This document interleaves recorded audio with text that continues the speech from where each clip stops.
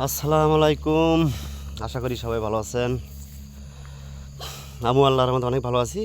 অনেক দিন থেকে ভিডিও আপলোড দিতে পারি না, বানাইতেও পারি না। কাজকামের মধ্যে থাকি তো সময় খুব কম দেই।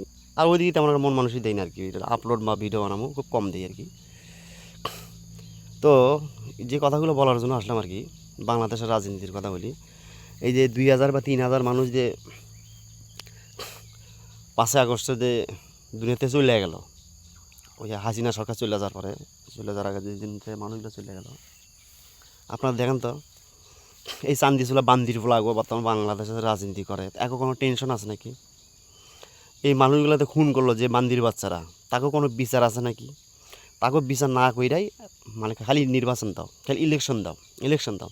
কিন্তু আমরা তো বাঙালি জাত, এমন আমরা বাঙালি জাত একটা শহরের মধ্যে 90% খাচ্চর আমরা বাঙালি, জানেন? খাচ্চর যদি নাই হই দেখেন, উনি সরকার আছে বর্তমান, আল্লাহ তারা হেদায়েত দান করুক, হেয়াত দেখ, আমার হেয়ারটুক তারাই দেখ, নো প্রবলেম, কোনো টেনশন করি না। আমার হেয়ারটুক তারাই দেখ, আল্লাহ আরও 100 বছর বাঁচায় রাখুক, ঠিক আছে? এই লোকটারে আমরা আগামী 500 বছরও পাবো না ইনশাল্লাহ, আমাদের দেশে বাংলাদেশে 500 বছরও পাবো না। এই লোকটা বাংলাদেশের হাসিনা বলেন, খালেদা জিয়া বলেন বা এরশাদ যেইগুলো লোক আসলো, এরা যদি 1000 হয়, 5000 কথা বলে, আর ডক্টর ইউনূস সাহেব একটা কথা বলবে, ওটাই রাইট। ওই লোকে যদি বাইরের রাস্তা থেকে ভিক্ষা করে আনিয়ে দিতে পারে আমাদের, আমরা যদি চলতে পারি, আমাদের দেশটা তো উন্নত হয়, তা আমার সমস্যা কী? আপনার সমস্যা কী? সমস্যা হলো এখন বর্তমান যারা যেই হারামজাদারা না খায় রয়েছে, ঠিক আছে? রাজনীতি দিয়ে বউ বাচ্চা চালায়, সংসার চালায়, রাজনীতি দিয়ে মনে করেন অর্থ, তাদের উন্নত করে, উন্নত সব কিছু করে, ওইসব হারামজাদারা কইব থাক, এখন দরকার নাই, ঠিক আছে? এখন ইলেকশনের দরকার নাই, ঠিক আছে? ইলেকশনের পরে তারা এটাই বলবো। আমার কথা ভাই, বাংলাদেশের জনগণ, আমরা সাধারণ জনগণগুলো আছি ভাই, আপনারা সবাই ঠিক থাকবেন, আমরা সবাই ঠিক থাকবো।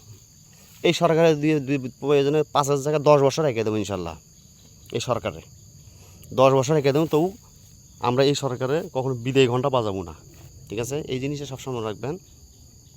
যে মানুষগুলোর খুন করছে, গুম করছে, ঠিক আছে, যারা করছে, ওই হারামির বাচ্চাকেও আজকে যদি বিচারটা যদি না করতে পারে, সামনের দিনে আরও এখন লক্ষ লক্ষ লক্ষ লক্ষ লক্ষ লক্ষ মানুষ আপনার খুম হইব, আপনারা জানেন কী কারণে বলেন তো দেখি? এই এখন যদি এই বিচারগুলো না করেন, পরবর্তী লোকগুলো এরকম করবো, তা আগের মানুষের বিচার হয় নাই, তা আমরা করলে সমস্যা কী? এই কারণে ভাই, যেসব চান্দিচুলা বান্দির ভোলারা এইসব করছে, তাদের ডাইরেক্ট আমরা ফাঁসি যাই, যেগুলো ধরছে এতক্ষণ সময় লাগবে কেউ আমি বুঝি না। এই যেগুলো হারামজাদা করে ধরছে, একটা করে ধরবো, ফাঁসি দেবে, ধরছে ফাঁসি দেবে, শেষ, ঝামেলা শেষ। আর কোনো বান্দির বাসা যেন কোনো অন্যায় না করতে পারে, বুঝলেন নাই? তো ভাই এই কারণে করবে, আমরা বাঙালি জাত ভাই, দাঁত থাকতে তাদের মর্ম বুঝি না, ঠিক আছে?